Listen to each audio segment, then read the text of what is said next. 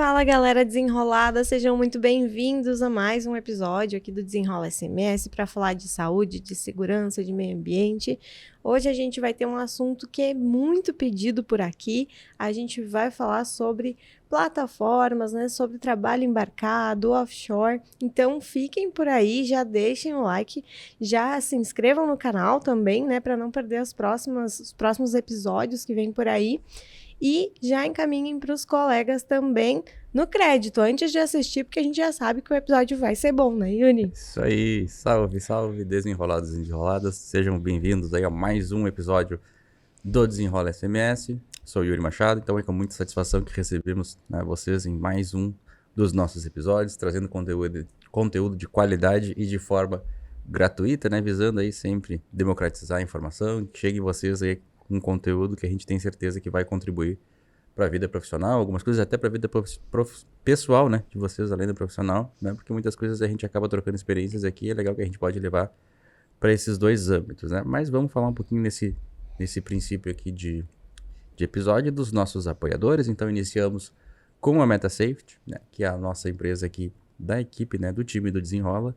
A MetaSafety trabalha com treinamentos em realidade virtual e com CPATs, né, onde nós temos lá já games de trabalho em altura, espaço confinado, combate a incêndio com os extintores e o game dos 7 erros que desenvolve a percepção de risco, né? Se você estiver buscando algo inovador, disruptivo para sua CPAT, contata a gente lá.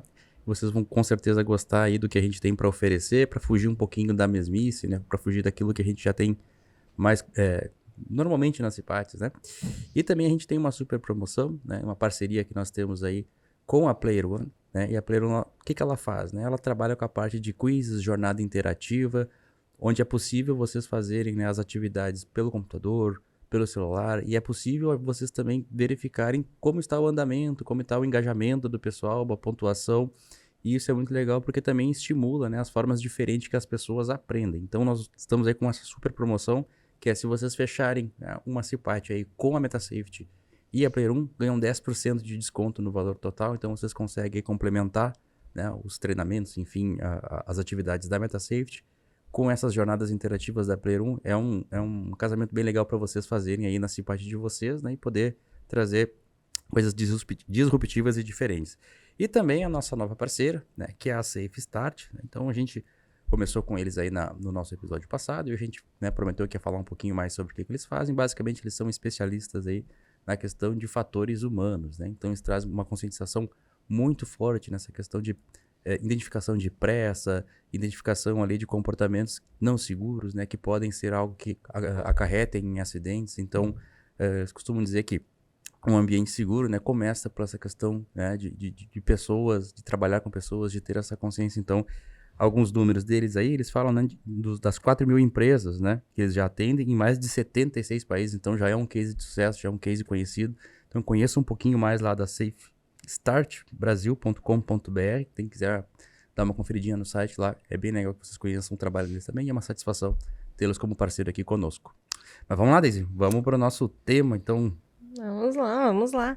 Para falar com a gente hoje sobre offshore, né, sobre plataformas, sobre trabalhar embarcado, a gente tem aí o Cristiano L. Pacheco. Ele é inspetor de equipamentos industriais com mais de 15 anos de experiência em petroquímicas, celulose e setor offshore, exercendo atividade de inspeção de equipamentos estáticos, tubulações industriais e estruturas de acordo com os planos SPI e NR13. Alguém que vem de uma outra área hoje aí. Seja bem-vindo, Cristiano. Muito obrigado, muito obrigado. Antes de tudo, né, agradecer a oportunidade de estar aqui, agradecer a oportunidade de falar um pouco sobre esse mundo novo que se abriu para mim e, quem sabe, ajudar alguém que tenha interesse em entrar nessa realidade nova que tanto tem feito bem para mim e que tem me trazido muita alegria. Que legal, que legal. É uma atividade que desperta muita curiosidade, Sim, né? E por isso sim. que a gente queria muito falar sobre isso, assim, todo mundo nos pergunta, né, o que precisa, o que não precisa. Então, hoje a gente vai tentar sanar todas as dúvidas por aqui, né? Mas aí, pra gente começar, conte pra gente quanto tempo tu tá nessa área, né? Como é que tu chegou lá, enfim, e o que tu acha que foi o passo inicial, assim, né? O que te fez tomar essa decisão também? A princípio, questão de desenvolvimento de carreira, buscava alguma coisa nova para minha carreira, sabe? Que que no onshore eu já tinha dificuldade de encontrar, então no offshore eu vi essa oportunidade, então tanto as possibilidades de desenvolvimento quanto questão financeira também, compensação financeira, e a questão técnica também, entendeu? Buscar mais aprendizado, tecnologias novas, uma realidade nova, entendeu? Então, é a questão do novo, né? Eu sempre gostei muito de aprender e isso foi o que, assim, foi a chave, o que me buscou, me trouxe meu interesse, né? Então, a partir daí vem todo o desenrolar, né? Do que vem junto com isso, o que eu preciso para alcançar isso que eu almejo, né? Legal. Quanto tempo tu tá, então, agora nessa atividade? Deixa um pouquinho mais de 1 ano e meio já. Estou trabalhando, comecei em fevereiro do ano passado, fevereiro de 2024, né? Então, um pouquinho mais de 1 ano e meio. Legal, legal. Bom, a gente falou, né, que o pessoal pergunta bastante, né, o pessoal tem uma curiosidade para saber dessa questão vocês têm que levar alguém lá que trabalha, como é que funciona? Porque normalmente o pessoal vislumbra um mundo, assim, que é só o bônus, né, que é a parte boa, né, a questão e que o salário é bom, e que a folga é boa, né, enfim, mas vamos lá, nessa tua trajetória, assim, né, tu comentaste que essa tua questão de vontade de aprender, dessa questão, né, enfim, de ter essa curiosidade, de estar aberto, né, digamos, para novas experiências, né? É um dos passos importantíssimos. As pessoas, às vezes, né, eu quero, mas eu não quero. Eu quero, mas eu não quero tanto também que eu tenha que ceder algumas coisas, né? E aí, nessa tua trajetória, assim, Cristiano, o que tu sentiu, assim, que foi um diferencial, por exemplo, se tu fosse dizer assim, quando eu comecei, digamos, a me especializar em tais e tais assuntos, né, foi que tu começaste a ver que os caminhos foram se abrindo, assim, pra ti. Normalmente tem uma viradinha de chave, alguns pontos iniciais, né? Sim, acho que o básico, para mim, no meu caso, isso vai depender de pessoas, claro, né? Depender claro. da área de atuação, mas para mim, foi a minha área de atuação. Eu tenho minha carreira toda foi com inspeção de equipamentos. Sim. Entendeu? Então, assim, variei entre área de atuação, eu comecei lá no início com celulose, sabe? Depois petroquímica, e na petroquímica foi onde eu ganhei mais experiência. Então, assim, para mim, o que abriu essa oportunidade foi a experiência na área de inspeção de equipamentos. Legal. E aí, mas não basta só isso, né? É que nem tu falou, não há bônus sem ônus, né? Então, tive que correr atrás de qualificações. Existem qualificações específicas para minha área que eu preciso ter, que são mínimas, são requisitos mínimos que eu tive que, algumas delas eu não tinha. Para minha área de atuação, eu preciso falar inglês, porque boa parte da tripulação é estrangeira, então tem muitas reuniões, tem muitos debates durante o dia, tem muitas decisões que são tomadas em conjunto com outras pessoas da tripulação, muitas vezes líderes são estrangeiros, então a língua universal lá dentro é o inglês, né? Então, e o teu objetivo, por exemplo, tu começaste o inglês depois que tu começou a trabalhar com inspeção? Ou tu já tinha um preparo antes? Como é que foi isso? Minha qualificação em inspeção começou já com 17 anos, né, quando eu comecei. Então, na época... Eu acho que isso era legal, desculpa te interromper. O que é a inspeção de equipamentos? De repente a gente está falando aqui, verdade, né? Porque para nós é algo mais normal, corriqueiro, né? mas de repente para quem é aluno, para quem está assistindo, acompanhando, basicamente o que faz um inspetor de equipamento? Por que precisa, né, inspecionar um equipamento? O que tem a ver com a NR3? O que tem a ver, né? Porque talvez, né, o pessoal fique um pouquinho na dúvida ali. Sim.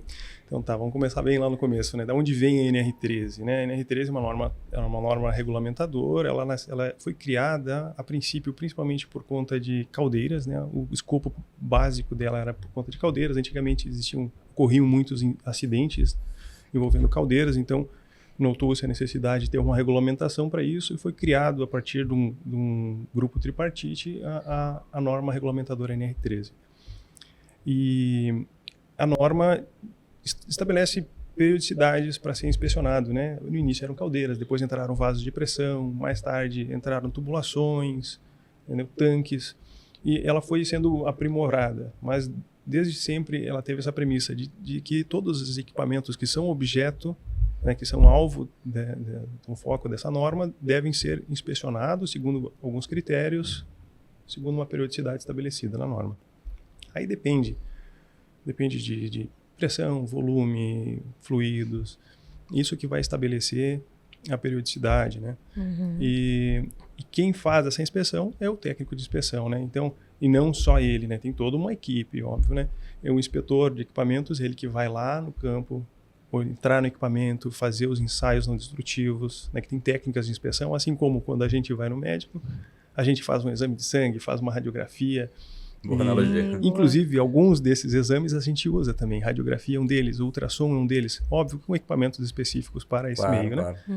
E, então, assim, o inspetor de equipamento é ele que vai lá no campo executar e então o relatório é assinado em conjunto com o engenheiro, geralmente um engenheiro da área metalmecânica, que ele é especializado nessa área.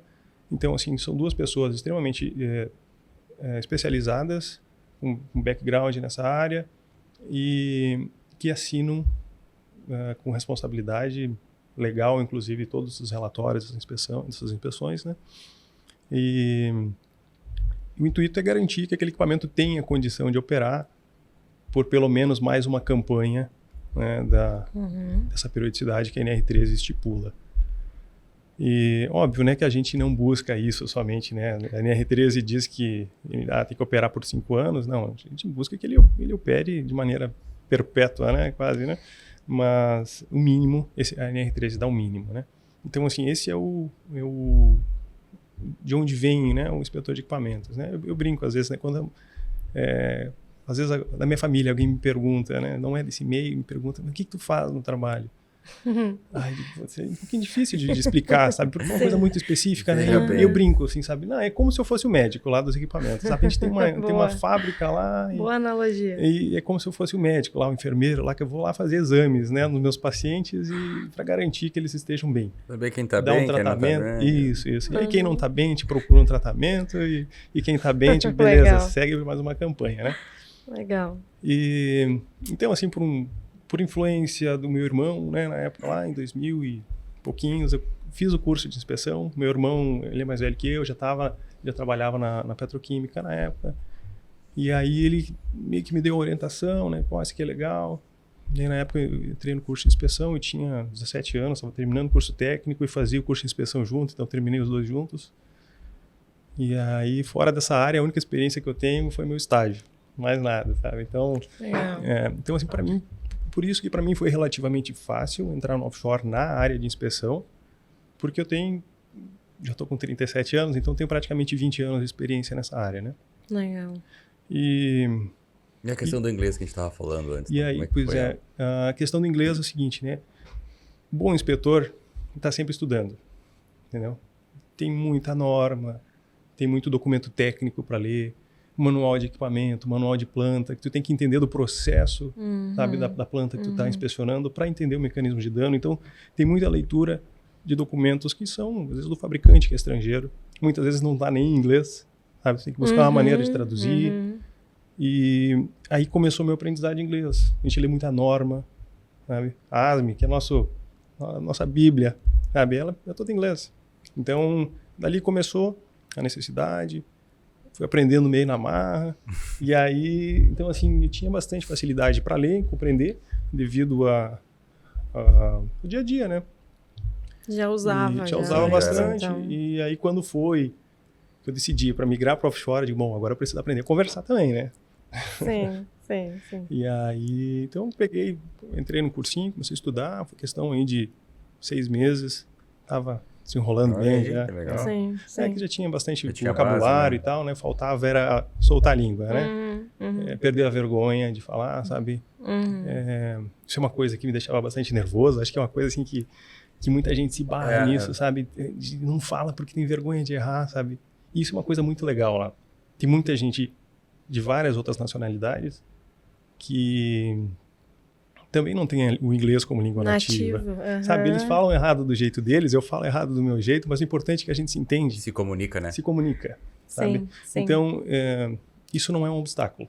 Se a gente tem vontade, sabe, de se comunicar, esse não é um obstáculo. Eu tive uma professora de inglês que falava, geralmente quando fazia aula com ela dizia assim, que a gente tinha muita vergonha de falar e evitava falar e ficava trancada. Às vezes ela disse, quantas vezes tu já se deparou com alguém que não é brasileiro e tenta falar o português e, né, em mim tá com também, fome. Né? E E tu não consegue entender o que ele fala. Consigo. Ele tá se virando, ele tá sobrevivendo. É isso que tu precisa, né? Pelo Isso. menos pra começar a perder essa vergonha, né? Inicial ali, né? E o sentimento é oposto, na verdade, né? Não é de se afastar dessa pessoa. A gente acolhe, né? Isso, Normalmente, pelo menos pra mim, né? eu sempre tive esse sentimento assim, Justamente. eu quero ajudar essa pessoa. Justamente. Ele tá tentando se virar, né? Isso, sabe? Então, isso é uma coisa que a gente tem que mudar esse mindset, sabe? Eu conheço várias pessoas que têm essa... Eu tinha também esse bloqueio, sabe?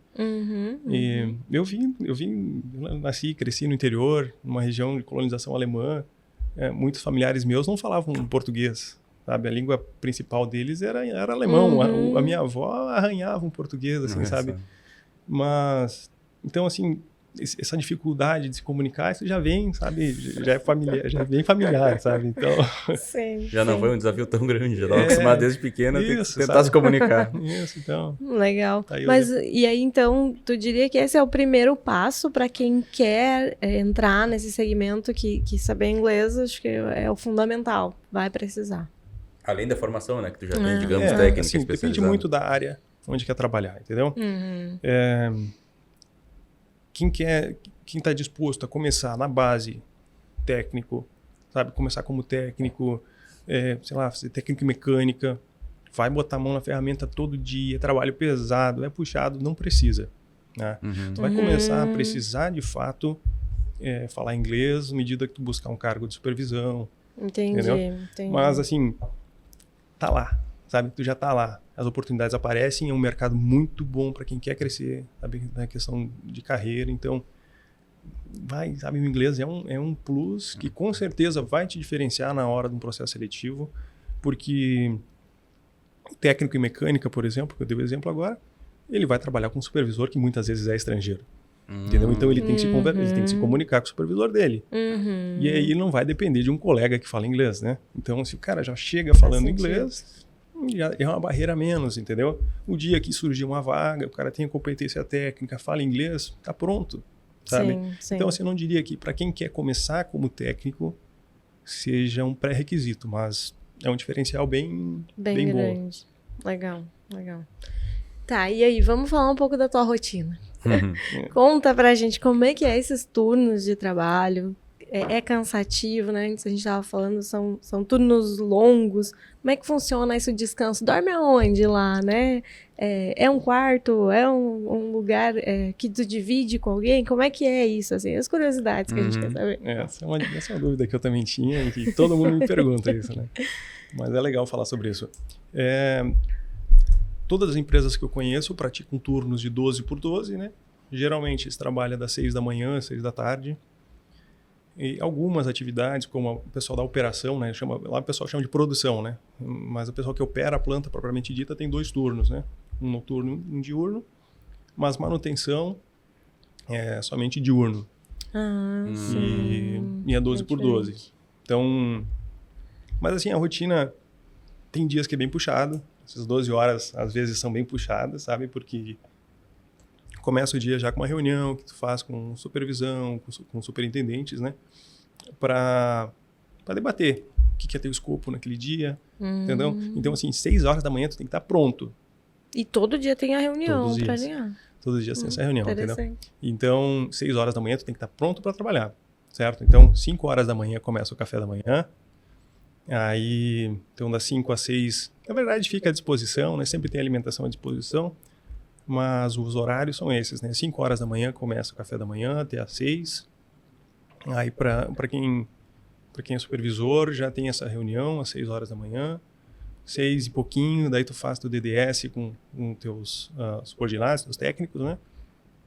E 9 horas da manhã, daí tem um café, um lanche. Então, são 30 minutinhos de intervalo ali para se alimentar novamente.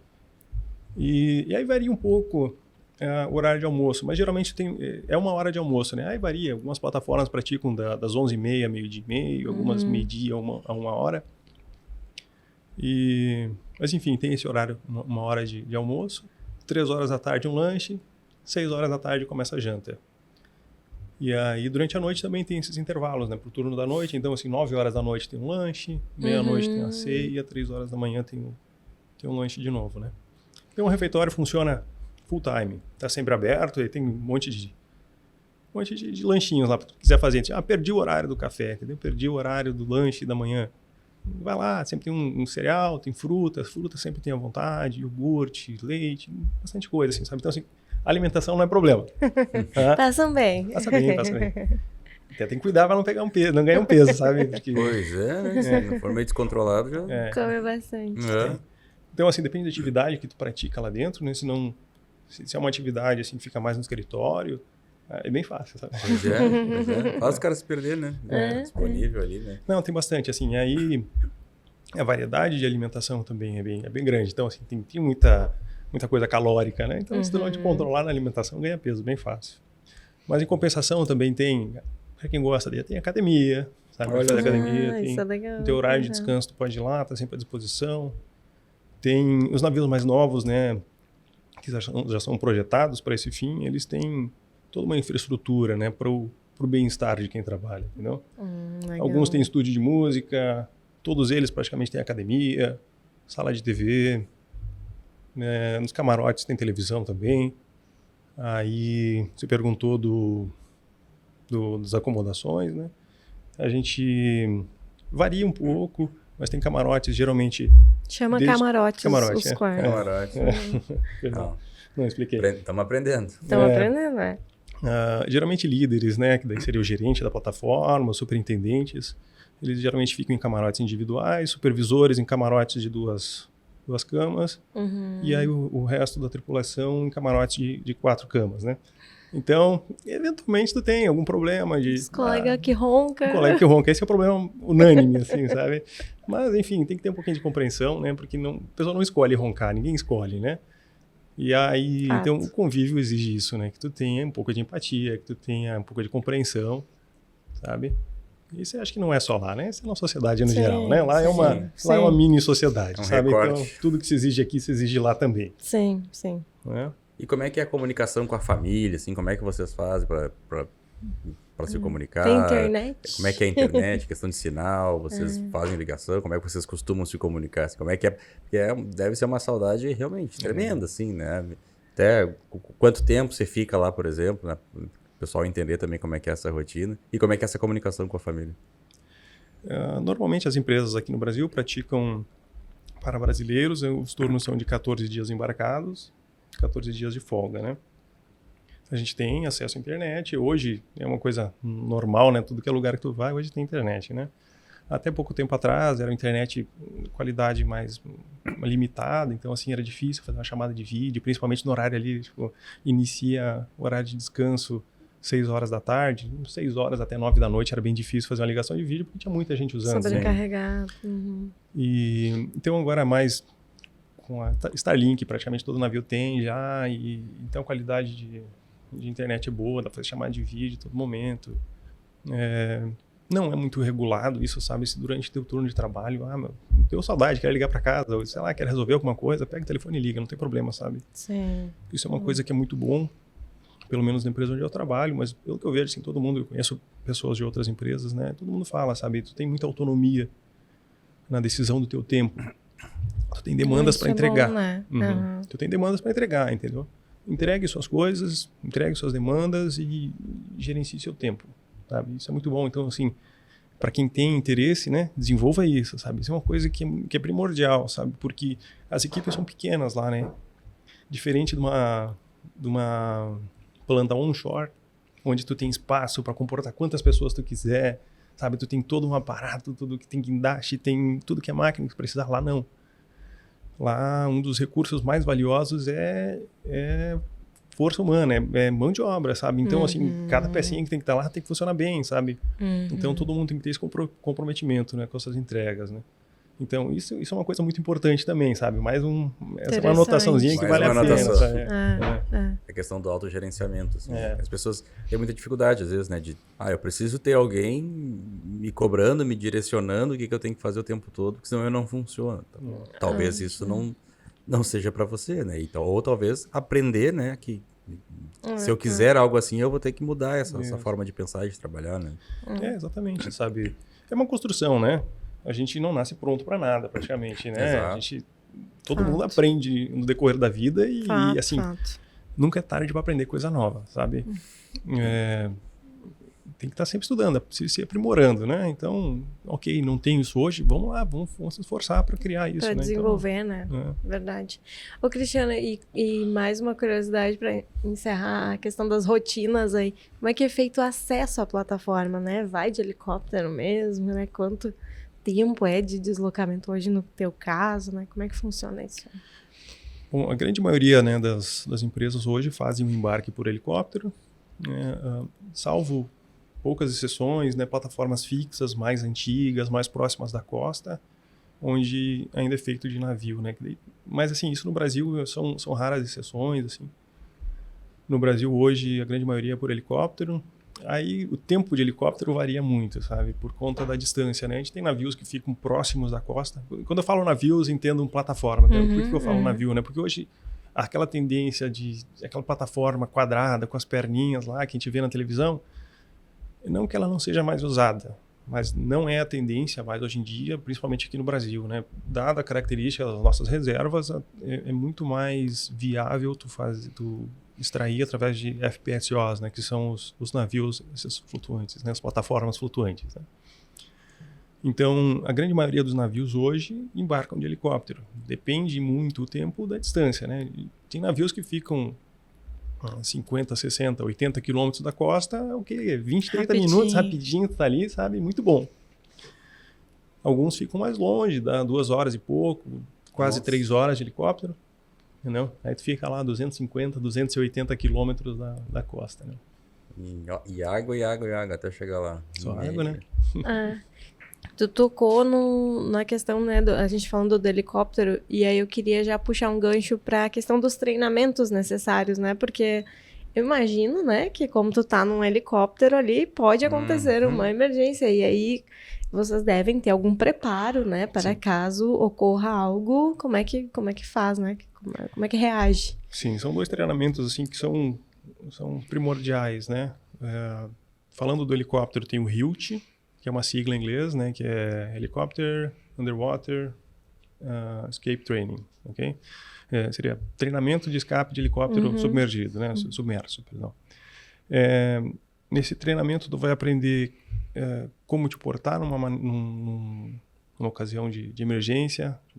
Eu tô voando normal, aconteceu alguma pane, algum problema com o helicóptero, os pilotos vão avisar, né, porque tem um sistema de alto-falante dentro do helicóptero, então assim, tem como se comunicar com os passageiros, né? E aí tu vai assumir postura de emergência, né? Então, geralmente posição de impacto, te protege o pescoço, né? E se prepara mentalmente para aquilo ali, né? E então, antes da gente embarcar já no helicóptero, a gente veste um colete. Esse colete é um colete especial, ele tem tem 2 sistemas básicos nele. Um é um cilindro de ar respirável, com uma máscara, na verdade é só uma máscara, não chega a ser uma máscara, é só esqueci o nome, pôr na boca, sabe? É só uma conexãozinha, pôr na boca, tampa o nariz, para te poder respirar. Caso o helicóptero venha cair na água, fique submerso, tu tem uma reserva de ar para sair de dentro dele, né? E o outro sistema que tem nesse colete é um cilindrinho de CO2, que no momento que tu sai do helicóptero, puxa uma alavanquinha não, uma travinha, uma tirinha que ele tem, e ele infla, e aí a gente vai para a superfície, né? Então, a gente tem o treinamento é baseado em tu perder o medo no momento da emergência. Ai, certo? A emergência o que é? Cair na água e afundar, né? Então, começa devagar, tem uma cabine que simula um helicóptero com assentos, tu põe teu cinto de segurança, senta ali, eles largam aquela cabine dentro da água, submerge, e aí tu tem que tirar o cinto e sair. Aí, então, e aí vai ganhando etapas, né? A primeira vez tu simplesmente tira o cinto e sai pela janela. Depois, tu senta ali de novo, põe cinto, e aí, porque as janelas do helicóptero são fechadas, obviamente, né? Então tu tem que aprender a tirar a janela do helicóptero, né? Que ela tem um sisteminha de trava de emergência que tu tira e ela sai. Então, e aí isso vai ganhando etapas, né? A última delas, que é a pior delas, assim, em termos de desafio mesmo. De desafio, simulação, né, da pior emergência seria o helicóptero cair na água, virar e afundar. Então, essa cabine ela é posta na piscina, vira, Você tem que tirar a janela, sair, inflar o colete e ir para a superfície. Acho que eu não ia poder fazer isso. Assim, não. Né? Só com essa explanação, acho que eu já ia... Não, é que assim, é tudo muito seguro, sabe? Sim. Tipo, não é feito de qualquer maneira. Claro, Tem mergulhadores. Claro. Sim. Eu confio em tudo isso, eu não confio em mim. É isso. Tô brincando. Pior que a primeira vez que me falaram isso, né? Eu tava atuando no Ramo Petroquímico também um tempo. E aí chegaram a me comentar que era legal. Então, quando me falaram, eu disse, negativo. Não, eu fico aqui. Quem é claustrofóbico, qualquer coisa assim, não conseguiria. Não, mas eu admiro muito, claro, muito, realmente. Não, né? é que assim, tem todo um preparo, sabe? Tu não vai direto para esse treinamento. Tem uma semana de treinamento teórico, explica como tudo funciona, por que é feito, como é feito, sabe? Então tem toda uma preparação psicológica também. Tem outros treinamentos que tu faz na água antes de chegar nesse ponto, então tu vai perdendo aquele medo. Perdão. Para quem tem medo de água, vai perdendo aquele medo, sabe? Tem treinamento... A gente aprende, por exemplo, o que fazer depois de sair do helicóptero, certo? Não é só sair do helicóptero. E agora, e aí? Tô na superfície. Estou a 200 quilômetros mar adentro e sair do helicóptero. E agora, o que eu faço, né? Fico aqui esperando. Isso. Então, assim, tudo isso tu treina, sabe? Mas o que faz daí? Agora fica curioso. O helicóptero tem sinalizadores, né? Que mandam um sinal de coordenadas, né? Então, assim, tu sabe aonde, tu tem que saber onde está esse sinalizador. Os pilotos sabem também. Então, assim, quando entra no modo de emergência, ele começa a transmitir, né, um sinal de emergência. E aí, entendi. então, quando tu sai do helicóptero, primeira coisa, todo mundo se agarrar, né? Os coletes têm já uma cordinha que é para a gente amarrar um no outro, fica todo mundo junto. Aí ensinam técnicas, né, de como se manter na água para manter a temperatura, porque a água é fria, né? Diferente do litoral, por mais que seja Rio de Janeiro, Espírito Santo, onde a água é uma maravilha para tomar banho, mar aberto é fria, né? Sim. É 20 graus ou até menos às vezes. Então, assim, se tu vai ficar horas dentro da água, é perigoso, sabe? Por questão de hipotermia, né? Então, eles ensinam como se manter, né? Todo mundo agarradinho, juntinho ali. Viu uma aeronave, o que eu faço, né? Então, eles ensinam como sinalizar, o que fazer. Mas esse seria o extremo, né? Porque os helicópteros, eles são equipados, né, com flutuadores. Então, uma emergência, normalmente, o que o helicóptero vai fazer? Ele vai pousar de barriga na água e aí para os rotores. Eles têm flutuadores que são inflados e mantém geralmente ali na água, na superfície, tá? Esse é o cenário ideal numa emergência, tá? É o que se espera que aconteça. Então, assim, só que hoje, por exemplo, né, desembarquei hoje, estava muito, muito agitado o mar. Muito vento, sabe? Ondas grandes, e aí então muito improvável que o helicóptero fosse ficar naquela posição ideal, sabe? Então provavelmente ele ia virar e aí ia ser necessário esse treinamento aí, entendeu? Sim. E quantas pessoas vão num helicóptero? Depende do modelo, tá? Tem vários modelos operando hoje, né? O normal é em torno de 12 a 18 pessoas. Bastante gente. Bastante, Tem helicópteros menores, tem helicópteros maiores que isso, tá? Sim. Aqui, pelo menos onde eu já embarquei, o que eu desembarquei hoje, por exemplo, são 16 passageiros, 2 pilotos e um comissário. Então, são 19 pessoas dentro do helicóptero, né? Bastante gente. Sim. Tá, então esse é um dos treinamentos obrigatórios. Tudo isso aí que tu falou tá dentro deste treinamento aí. Isso. E aí tem mais um, tu falou. É o CBSP, né? Curso Básico de Segurança e Plataforma. Tá? Aí isso aí vai te dar uma tomada geral, assim, do que são comportamentos seguros dentro da plataforma, como se portar numa situação de emergência. Eles ensinam, né, a respeito de um problema que a gente tem no Brasil, no petróleo brasileiro. Algumas regiões tem muito H2S. Então, o que a gente faz numa situação de vazamento de gás, né, de H2S? Então, tem máscaras de fuga distribuídas pela área, sabe, pela planta, né, que tu pode, no momento de emergência, tu pode vestir ela para te direcionar a uma região segura. A gente porta sempre a máscara de fuga também. Então, assim, tem várias salvaguardas, né, que tu aprende a usar nesse treinamento, né? E aí ele também, o mais extremo, assim, seria os procedimentos de abandono, entendeu? Que daí tem várias opções, né, de abandono. A principal delas, né, aqui seria a ideal, é o uso dos botes, né? São botes fechados, chama de baleeira, É o que a gente vê na televisão, sabe? Tem um filme que ilustra bem isso aí, que é Capitão Phillips, se não me engano, que o navio dele é sequestrado, eles vão para uma baleeira e tal. Então aquela ali é a baleeira, todas as embarcações têm, e elas têm, por norma, baleeiras suficientes para acomodar 2 vezes a tripulação dela. Ah, legal. Porque assim, tu pode ter uma emergência que compromete um bordo sabe, um vazamento, entendeu? Sim. Um vazamento de gás, por exemplo, Claro. e aí o vento tá levando Vai para a pra direção lá, da baleeira. Claro. Não tem opção da outra, sabe? Bom. Ok, as baleiras... Perdão. As baleiras geralmente ficam na polpa do navio, né? A polpa é a parte de trás. E por algum motivo, sei lá, um motivo qualquer, não consigo acessar a polpa. Lá na proa tem balsas infláveis também, tu joga na água, ela infla sozinha, sabe? Na polpa mesmo, aconteceu algum problema no guindaste que desce a baleeira, tem alternativas, tem balsas infláveis, tem escadas para descer para a água, sabe? Escada de corda, e a última alternativa é o salto, né?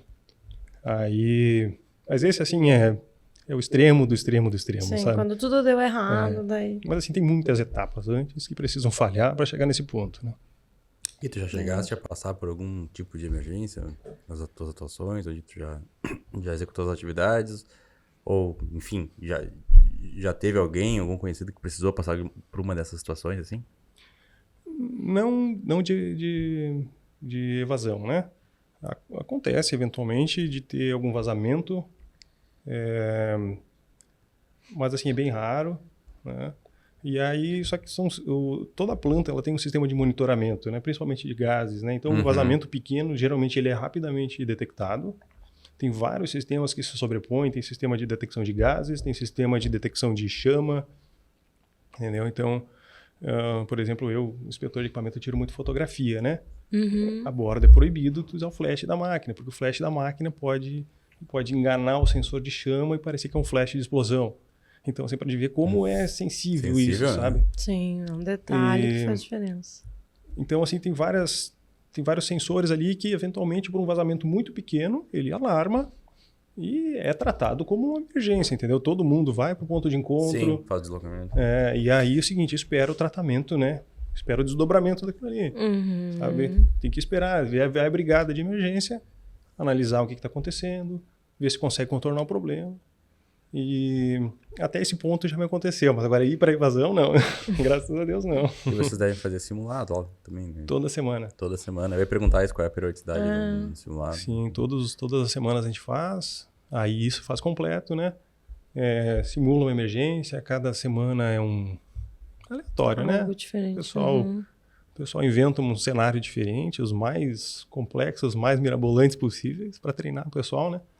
E aí a brigada de emergência vai lá, se aparamenta toda, vai lá, simula o combate à emergência, o resto da tripulação vai para os pontos de encontro, simula uma necessidade de emergência, vai para os pontos, né, na área de embarque das baleeiras, né, onde é feita a contagem, todo mundo veste o colete, sabe? Só não entra na baleeira. Sim, faz até todo o processo. Mas assim, estaria ali pronto. Então está todo mundo prontinho, sabe? Legal. E daí os brigadistas, eles são trabalhadores que assumem a função de brigadista ou tem brigadistas, pessoas específicas que só fazem essa atividade? Não. Não. São trabalhadores, né? São como na indústria. Isso. São pessoas da tripulação, né? Cada um tem sua função oficial, né? E complementa como brigadista, né? Recebe treinamento para isso. Perfeito. Tá, e aí? Conta pra gente sobre os desafios aí, né? O que é mais difícil pra ti na plataforma? Assim, é ficar longe da família? É o temporal lá na plataforma? Já pegou aí alguma situação de medo, assim mesmo? Sei lá, de desconforto de estar lá? O que é mais desafiador? Pra mim é a distância da família, sabe? A rotina lá, ela é puxada, né? É pesado algumas vezes. Mas eu encaro da seguinte maneira, é trabalho, sabe? Eu tô lá para trabalhar, então assim, não espero o conforto que eu tenho na minha casa, sabe? Eu preciso de um ambiente adequado para eu trabalhar durante o dia e um ambiente para descansar durante a noite, né? Isso eu tenho, muito bem suprido, tá ok. Então, isso para mim não chega a ser um desconforto, né? A distância da família é mais o pior. difícil, né? Então, para mim, é relativamente novo, nós estamos ainda nos acostumando. Eu brinco sempre, né, que isso é esse tipo de trabalho é um trabalho, não é meu, é da minha família. Minha família está empregada nisso, sabe? Porque compromete a família toda. Sim, porque todo mundo entra nessa tua rotina. Todo né? mundo está engajado, Todo mundo sabe? Porque a minha depende esposa tem que dar conta de tudo em casa quando eu não tô, né? Com as crianças com as e tudo, crianças, né? Uhum. Com todos os acontecimentos da casa, sabe? Acontecem coisas mais variadas, sabe? É sim. o carro que dá problema, Sim. é um probleminha em casa, uma coisa cano que que estraga, estoura, eu não sei o quê. Enfim, tem que se virar, sabe? Então, quem pensa nisso tem que estar ciente disso, né? Que o desafio não é só de quem vai, de quem fica também. É verdade, né? É sabe? verdade. Mas prós e contras, sabe? Todo mundo fala muito, né, da questão do dinheiro. Eu acho que, assim, financeiramente vale muito a pena. Mas não tem nada vem de graça, né? Tudo tem seu custo. Se ganha bem porque tem um motivo, Sim. sabe? Sim. A empresa não paga bem assim porque quer pagar, né? Tem um custo para isso, né? Sim. E essa questão da viagem, por exemplo, é custeada pela empresa quando vocês estão no período de folga, por exemplo? Como é que funciona isso? É. Que nem tu que mora no sul, né? Pra quem tá ouvindo, né? Tu mora no Sim. sul e embarca em outro estado, né? Agora estou embarcando no Rio de Janeiro, né? Moro aqui em Canoas. A minha empresa paga, tá? Eu sei que tem empresas menores que não pagam. Algumas têm uma sistemática diferente, que o funcionário compra a passagem e ela reembolsa. Então varia muito, mas geralmente as empresas maiores pagam integral, sabe? No meu caso, desde o táxi que me pega na porta de casa para me levar para o aeroporto, até eu chegar no navio, é tudo custeado pela empresa, né? Eu viajo geralmente, vou embarcar na segunda-feira, viajo no domingo à noite, e aí vou pernoitar, por exemplo, agora no Rio de Janeiro. Então o hotel a empresa paga, agenda tudo, não me envolvo com nada, só preciso estar pronto na hora de sair de casa, sabe? Sim. Legal. E aí a gente, né, começou no começo ali questionando a questão da tua experiência. Questionando não, tu começou relatando pra gente, né, a questão da tua experiência e tal. Obviamente que não vamos falar em valores, né, enfim. Mas tu até comentaste antes ali, nada vem de graça, tudo tem um porquê, assim. Em termos de, digamos, de diferença financeira, assim, fez bastante diferença pra ti quando tu mudou dessa área, assim, por exemplo, né, o pessoal às vezes fala, eu vou pra lá porque, enfim, é algo que vai mudar substancialmente, né? Como é que foi pra ti, assim, essa... Olha, deu praticamente, falando em proporção, em torno de 100% de aumento, assim, praticamente o dobro do salário, né? E aí tem outros benefícios também, né? Tipo, o plano de saúde é muito bom, tem alguns auxílios que a gente recebe, né? Tipo, auxílio creche para as crianças. Que mais? Tem alguns programas da empresa, sabe, de incentivo à saúde, toda hora tem premiação para isso, tem vale alimentação, que é muito bom, por sinal. Que mais? Tem a questão, a própria, sabe, que a gente acaba recebendo de algum retorno até na questão do viajar, acumula milha pra caramba, então quer viajar com a família, tu viaja, sabe, com milha legal, praticamente, sabe, legal. isso é muito bom. É Que meio acaba difícil de indo calcular isso. digamos, pra tua conta pessoal, digamos assim, de milhas. Isso. Tem programa de milhagem, sabe, de todas as companhias que a gente usa. E aí é difícil de botar isso em valores, assim, sabe? Mas, enfim, é uma coisa que eu deixo de gastar, sabe? Claro, sem dúvida. Não, é um benefício. Qualquer benefício, assim, né? Não, é uma coisa que vale bastante a pena, assim, mesmo, né? Mas uma dúvida que eu tenho, assim, por exemplo, a gente comentou ali, né, que praticamente tu tem toda a estrutura que tu precisa lá, né? Acredito que médico, essas coisas, obviamente, no ambulatório, mas quando é algo externo, assim, a gente sabe que emergência pode acontecer. A gente até falou de algumas coisas mais voltadas aí para bens materiais, né? Mas, por exemplo, alguém ficou doente fora, ou, sei lá, alguma coisa mais grave que eu preciso ir para casa, porque é um problema muito maior do que que eu preciso estar lá. Como é que funciona quando acontece esse tipo de situação? Boa pergunta. Assim, tem que... existe uma flexibilidade muito boa nisso, tá? Por exemplo, né, em janeiro agora a gente teve a infelicidade do Antônio, meu filho teve pneumonia, sabe? Aí tava naquela de interna, não interna, tava muito preocupado, e conversei com o meu líder lá, disse, não, amanhã eu desembarco. Assim, porque tem os horários de voo, né? No navio onde eu estava trabalhando na época, geralmente era 10 horas da manhã o voo. Então, assim, só que esse voo já fecha, aí o pessoal que vai embarcar, desembarcar, com bastante Diariamente tem antecedência. isso? Diariamente. Né? Depende do navio. Alguns navios não tem todos os dias, às vezes falha 2 dias na semana, né? Mas geralmente tem praticamente todos os dias. Às vezes mais de um helicóptero por dia.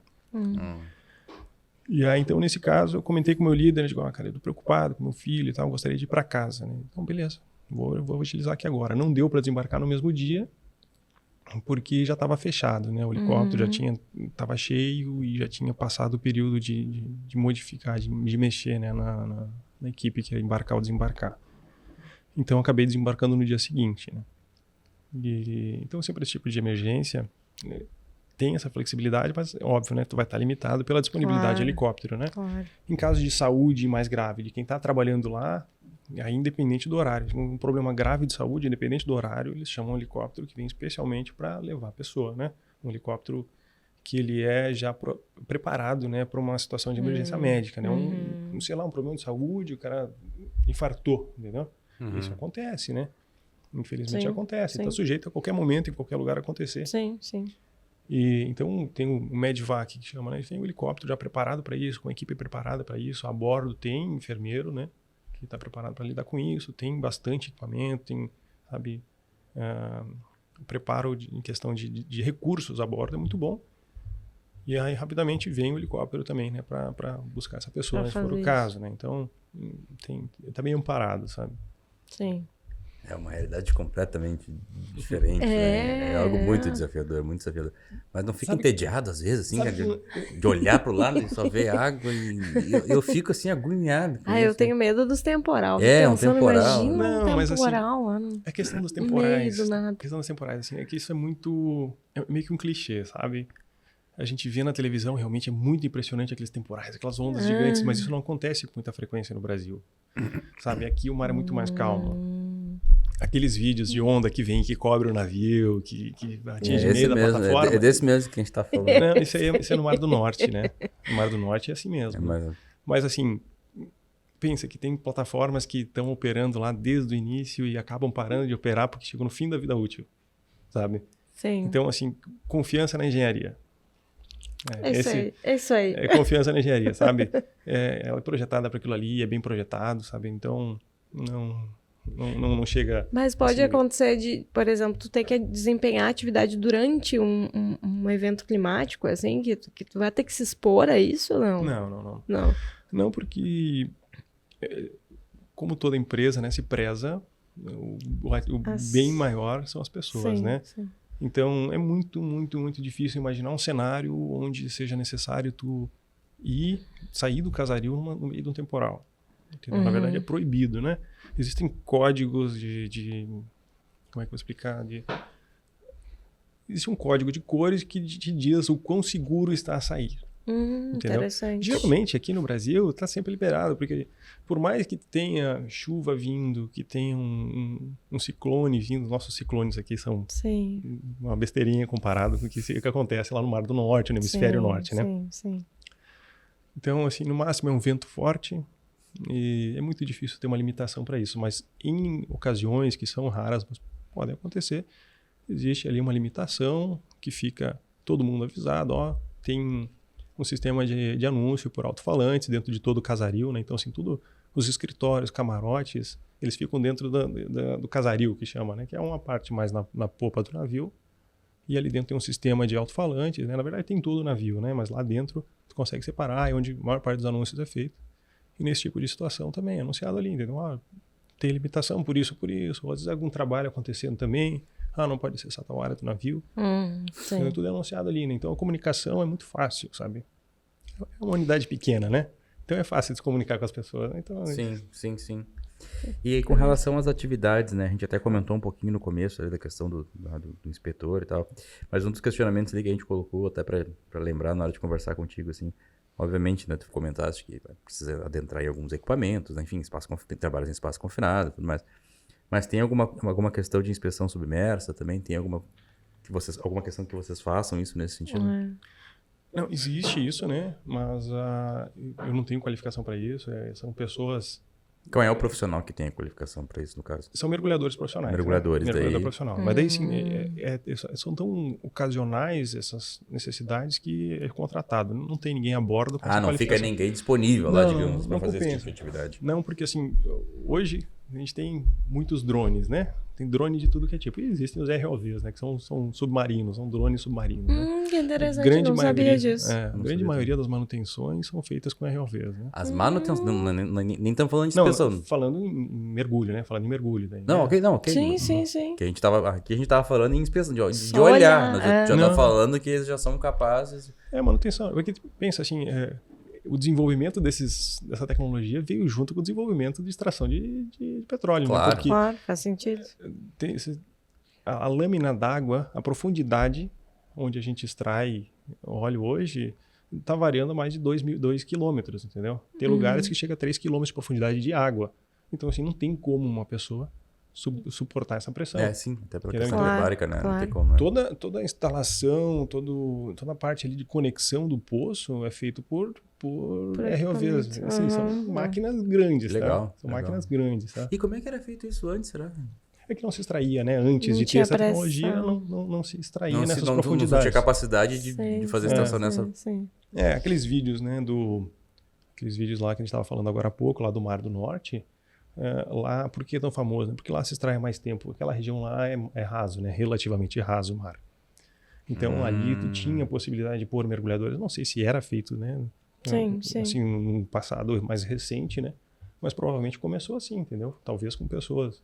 Né? Lá ainda é viável, né? Tem lugares que tu tem plataformas instaladas lá com uma lâmina d'água de 30, 40, 50 metros, né? Olha Aí só, um mergulho tranquilo, né? Agora, Aqui não teria 100 metros como. já é muito... não, toda a questão hiperbárica, né? Aí estamos Sim, falando em sim, 2, sim. 3 quilômetros de profundidade Sim, de água, né? Sim. Mas que legal esse negócio dos drones submarinos aí, ó. Que grossura da nossa parte, né? Que grossura. Nem sabendo, perguntando pra ele. Tem alguém que vai lá olhar, Quem que ele vai lá? até já faz a manutenção, né? Muito legal. Não, tem gente que trabalha com isso, tá? Tem mergulhadores profissionais que fazem isso. Tem algumas manutenções que não tem como fazer, né? Então tem gente que trabalha com isso, mas assim, é um trabalho bem perigoso, tá? É bem insalubre. Imagino. Porque dependendo da profundidade que tá, tem toda aquela questão de tu ter o tempo, né, de descida, tempo de compressão e subida. descompressão, né? Isso, então No assim, Nexus 6 lá, né? em alguns casos, quando eles estão trabalhando em profundidades muito grandes, eles não sobem para a superfície, entendeu? Eles ficam dias embaixo d'água e tem uma cabine, Uma câmera uma câmera que eles instalam ela numa determinada profundidade, o cara vai lá, trabalha o turno dele, sai e vai descansar lá dentro, entendeu? Ele fica sob ambiente pressurizado, porque esse processo de descompressão acabaria com o tempo de trabalho ou com o tempo de folga dele. Um dos dois ia ser sacrificado, entendeu? E então, é o cara muito fica lá embaixo. danoso também, né? É muito. É bem perigoso a descompressão É. também. Né? Isso eu não sabia. Isso pra mim realmente é novidade, que eles já ficassem lá, digamos, a gente sabe da compressão, da descompressão, mas eu não sabia disso, que eles ficavam lá mais de um dia, 2 dias. Claro, faz sentido, né? Às vezes o cara demora... Sim, 12 horas para comprimir, mais 12 para descomprimir, Não isso trabalha. foi, né? Muito interessante. E o que é a população de uma plataforma assim? Tem uma média de quantas pessoas estão embarcadas? Tem sim, navios pequenos, né? Falando em navios pequenos, geralmente são mais antigos, tá? Proporcionalmente, eles têm uma população maior, né? POB, People on Board. Chama de POB, né? O POB de navios mais antigos geralmente está ali na casa dos 130, 140 pessoas. Os navios mais novos, apesar de gigantes, imaginaria que é muito mais gente, mas não, é na casa dos 200. É mesmo? Porque ele é muito mais, tem muito mais automação, né? Tu demanda menos pessoas para operar, claro. menos pessoas para manutenir. Claro, faz Entendeu? sentido. Mais modernos, né? Enquanto que os navios mais antigos demandam mais mão de obra, né? Faz Legal. todo sentido. E como é que é a relação de vocês, assim, Cristiano, né? Obviamente que tu até comentou ali, quando vai começar o turno, faz o DDS com a equipe, né, e tal. Como é que é essa questão da responsabilidade, né? Imagino eu que, como tu disseste, né? Todos os recursos em termos de pessoas são, digamos, milimetricamente, né, pensados, é realmente o estritamente necessário. Então, obviamente, né, até a questão de profissionais da área de segurança também não são tantos, acredito eu, né? Deve ser, claro, dentro da proporção ali. Mas como é que é a responsabilidade, por exemplo, de vocês, né? Para essa questão do controle de segurança, realmente, para as atividades, né? Como é que é essa, digamos, resumindo, tá? Normalmente as pessoas têm essa consciência que, segurança do trabalho, quem faz é o técnico de segurança que vem aqui e diz, né? E controla. Se o técnico não tá me vendo, eu não vou usar, se o engenheiro não tá... Como é que é essa é a responsabilidade de vocês, assim, né? De ter essa consciência, né? De trabalhar dessa forma. Sim, de novo volta naquela questão lá que no início eu comentei, né? De a gente ter a autossuficiência, de saber controlar seu próprio tempo, de gerenciar seu próprio tempo. E aí também, né? É gerenciar suas próprias demandas. Segurança é feita por todos, entendeu? Então todo mundo tem que ter seu compromisso com isso, né? Sim. Existe sim uma equipe dedicada para segurança, mas assim, eles estão muito mais dedicados a tarefas que são específicas da área de segurança, tipo liberação de espaço confinado, alguns monitoramentos, do que propriamente essa questão, né, que o pessoal tem essa imagem errada, né, de que o técnico de segurança ou quem está envolvido com a área de segurança tem essa função de fiscalização, né? Não é isso, sabe? Lá todo mundo sabe, né? Não é só lá, né? Todo mundo sabe o que é certo e o que não é, né? Sim. E só que lá também, novamente, é cobrado assim que tu tenha, né, essa autonomia para ter essa decisão, sabe? Não, isso aqui tá errado, eu não posso fazer assim, sabe? Isso aqui, em termos de segurança, não é o correto é esse, então vamos fazer isso, né? Então, esse perfil multi-skill é muito demandado lá, sabe? Tu tem que ter autonomia para isso, sabe? Sim. Cada um já entende por isso. Assim, tem que entender, tá? Não vou dizer que aconteça 100%, sabe? Mas, assim, de novo, né? Um processo de construção. Vamos acreditar que todo mundo que está lá, que desvia um pouco nisso, está ainda nesse processo de construção. E aí, é aquela questão da gente ter... É muito cobrado isso também, sabe? Na questão de segurança, principalmente, né? Não adianta eu cuidar de mim. Eu tenho que olhar se o outro está fazendo e ajudar o outro também a se cuidar, sabe? Sim. E não é só responsabilidade da liderança. Isso. É colega também. É todo mundo cuidando de todo mundo, digamos assim. Lá existe o termo, né? É buddy, né? Colega, né? Então, a segurança é construída por todos, né? Não só... todas as tarefas são vistas dessa maneira, né? A segurança é uma delas também, né? Faz parte, né, das obrigações do dia a dia, né? Sim. Legal, né? Bastante curiosidade aí, aprendemos bastante aí, termos, tecnologias, né? Até me sinto mais encorajada agora já. Assim. Não, mas na parte do treinamento lá, eu me desencorajo rapidinho, eu deixo, né? Deixa pra lá, deixa pro Cristiano, né? que já tá, muito boa sorte, Cristiano, bom trabalho pra ti, sucesso pra ti, do fundo do coração. Não é um bicho de 7 cabeças, tá? Assim, olhem na internet, sabe? Procurem vídeos desse treinamento, tu vai ver que é uma coisa muito segura. Não, eu tô falando brincando. Obviamente é feito por profissionais, é algo com toda a seriedade mesmo. A gente brinca, né? Mas realmente é algo que é bem desafiador, assim. Eu acho que uma coisa interessante comentar sobre os treinamentos, né? Eu também tinha esse medo, sabe? Mas, assim, existem mergulhadores totalmente equipados que estão ali para, no caso de tu não conseguir sair, eles te tiram de lá, entendeu? Tu não vai te afogar, não te preocupa. Vai tomar uma água um pouquinho ali. Não tá lá, assim, tomar uns 2 golinhos. Agora que tu falou isso, eu me lembrei de outra coisa. Só para fechar esse negócio dos treinamentos. Existem outros treinamentos que são necessários, por exemplo, na plataforma, né, que a gente está mais acostumado na petroquímica, NR20, por exemplo, é um treinamento que todo mundo tem que ter. Existem outros treinamentos desse tipo que todo mundo tem que ter? Tem, NR20 um deles, NR10, mas aí, assim, isso varia muito, nem comentei, porque, assim, varia muito da característica da embarcação, da empresa, algumas empresas exigem, outras não. Tá. Sabe, então, mas, resumindo, assim, deu mais de um mês fazendo treinamento antes de começar a trabalhar efetivamente. Sabe? Mas aí tu fez os treinamentos depois de contratado. Isso é uma dúvida que o pessoal traz, assim, eu tenho que fazer os treinamentos antes para já estar pronto para concorrer a uma vaga, alguma coisa assim, ou não? Se faz depois mesmo? Varia, tá? Isso varia bastante da empresa, tá? Empresas maiores tendem a contratar a pessoa e treinar, certo? Empresas menores, ou então quando vai trabalhar numa empresa terceira, né, que presta serviço lá, essas geralmente exigem que tu já tenha os treinamentos, principalmente o CBSP e o HILT, né? Existe o HILT e o T-HILT, tá? No Brasil você faz o T-HILT, que é para águas tropicais. Eu esqueci de comentar esse detalhe. Interessante. O T-HILT é mais simples, né, porque a água aqui não é fria, né, como no Mar do Norte, por exemplo, lá é o HILT, lá é água gelada, tu treina com traje diferente, né? Então, com equipamentos diferentes. Então, assim, esses 2 treinamentos, assim, você quer começar mais na base, sabe? Você acha que não tem qualificação para concorrer uma vaga numa empresa já que é a operadora da embarcação, ou a dona da embarcação, aí eu acho que vale a pena fazer. Esses dois principalmente, CBSP e o Hilt. Sim, né? já está pronto. Porque já sai na frente, sabe? E é um curso que ele é demorado, sabe? Cada um deles é uma semana, não é assim que eu vou chegar lá e vou fazer, tem todo o processo de agendamento, né? Disponibilidade. Às vezes a pessoa mesmo tem que se programar para isso, porque o curso em si não é tão caro, mas tem a questão de hospedagem, passagem, né? Pra quem mora Eu aqui ia no Sul, dizer, por onde é exemplo. que ele normalmente é na região... lá no Rio de Janeiro? Rio de Janeiro. A grande maioria das escolas são lá no Rio de Janeiro, né? Eu fiz em Macaé. E aí, então em treinamentos presenciais foi quase um mês lá, e em paralelo eu chegava na escola, da escola, ia pro hotel, e à noite ficava treinando, fazendo treinamentos no computador ainda, treinamentos online, né? Olha só. Então assim, tem bastante coisa para estudar. É bem né? intenso. Mas aí varia muito, sabe, de uma empresa para outra. Os dois básicos são esses dois, CBSP e Hilt. Legal. Muito bom, matei todas as minhas curiosidades, eu acho. Né? Legal, todas que eu lembrei também. Acho que... E tudo que o pessoal pergunta pra gente normalmente, né? Então acho que a gente conseguiu dar uma resumida, assim, mas obviamente, né? Quem tiver mais curiosidade também, pesquise sobre o assunto, né? É um ramo bem interessante, assim, acho que vai ser uma baita oportunidade profissional aí pra quem gosta, né? Quer deixar um recado final pra galera? Ou quer compartilhar alguma situação que tu vivenciou aí?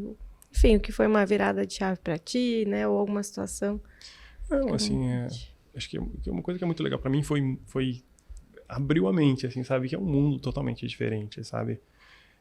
Desde esse contato com pessoas que vêm de um background diferente, toda uma carreira diferente, sabe? O contato com pessoas, com estrangeiros, isso é muito legal, tá aprendendo sobre culturas diferentes, línguas diferentes, sabe? Mas assim, a gente tem que estar aberto também para entender as culturas diferentes, sabe?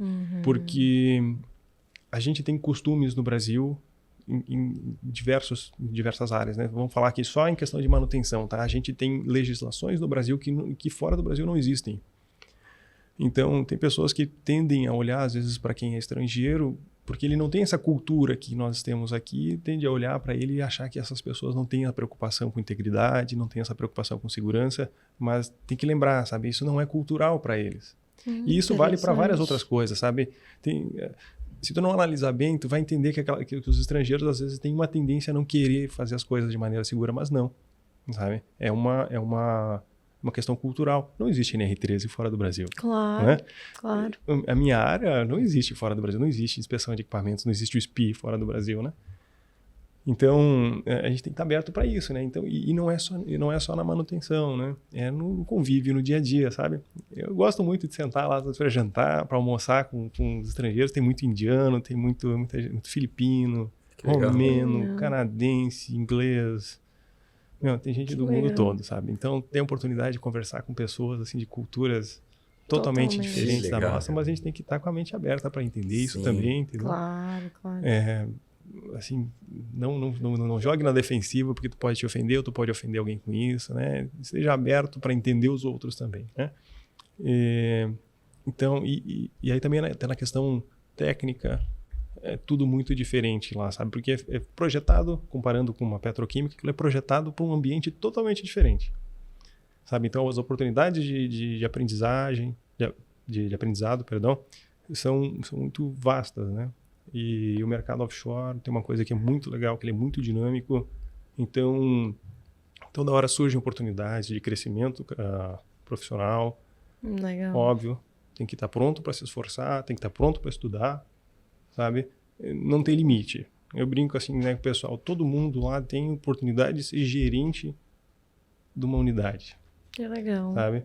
Tu pode começar como técnico e virar gerente do navio se tu quiser, se tu te esforçar para isso, é óbvio, né? Claro, claro. Então, porque assim, existem muitas oportunidades. O offshore está crescendo muito, sabe? Se tu te esforçar, te dedicar mesmo, vale muito a pena. Que legal. Legal saber disso, né? É encorajador assim também. para quem quer dar o primeiro passo, né? Inspira as pessoas, né? E é um dos poucos setores que a gente ouve falar isso, assim, né? Que tem essa gama de oportunidades. A maioria do que a gente ouve é justo o contrário, né? Que é difícil chegar, né? Enfim. É uma coisa que em muitos setores isso é quase que um direito que tem que vir de berço, né? Lá é muito bom isso, sabe? Muito bom. A organização dentro da empresa é muito simples lá no navio, né? Existe o OIM, que é o gerente, na Petrobras, por exemplo, chama GPLAT, que é o gerente de plataforma. Abaixo do gerente tem o superintendente, que vai ser 3 superintendentes, basicamente, carga, produção e manutenção. E abaixo deles são os supervisores e aí já são os técnicos. Então tu vê assim que a cadeia é muito curta lá dentro. Então as oportunidades estão lá, muito fáceis de serem alcançadas. Que legal. Muito legal. Legal. Então tá, Cristiano. Muito obrigada. A gente tá se encaminhando aí pro final do nosso episódio, né? Esse é o momento aí que a gente demonstra aí a nossa gratidão para você, né? E deixa aqui um brindezinho. Nosso mimo que a gente chama, né? Presentinho com teu nome ali, personalizado, chocolate. Pode oferecer para os teus pequenos lá também, né? Que já estavam antes aqui de olho, né? Já teve que dar uma controlada, né? Não, isso aqui não é nada, não. Mas brincadeiras à parte, quando for tomar o teu café de manhã lá, já lembrar desse momento aqui, que para nós foi muito legal. Espero que tenha sido para ti também, né?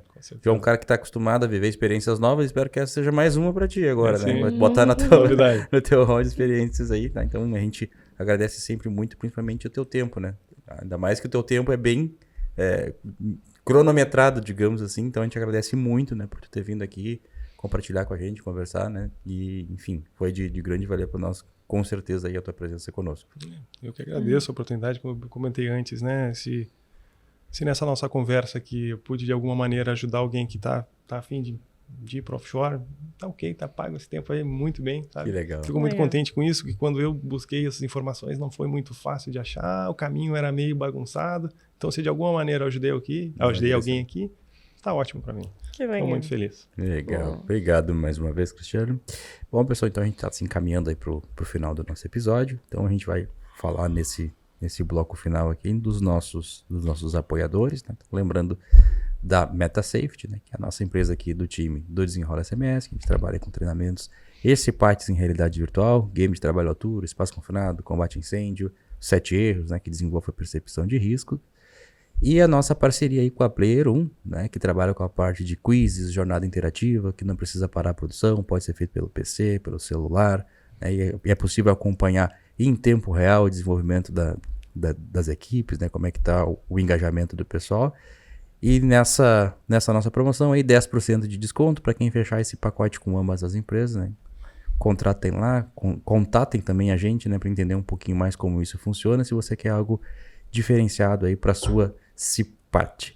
E também, né, a Safe Start, que trabalha principalmente com a parte de fatores humanos, né? Então buscando ali identificar fatores como pressa, né, como situações ali que podem produzir, né, acarretar em incidentes. Então é importante vocês conhecerem um pouquinho mais sobre isso, né, porque estamos falando de pessoas, né, e pessoas acabam, né, como a gente estava falando aqui, cuidando umas das outras, fazendo, né, a segurança. Então muito importante isso, né, conheçam um pouquinho mais da safestartbrasil.com.br e conheçam lá as soluções deles voltadas para esse tipo de trabalho, tá bom?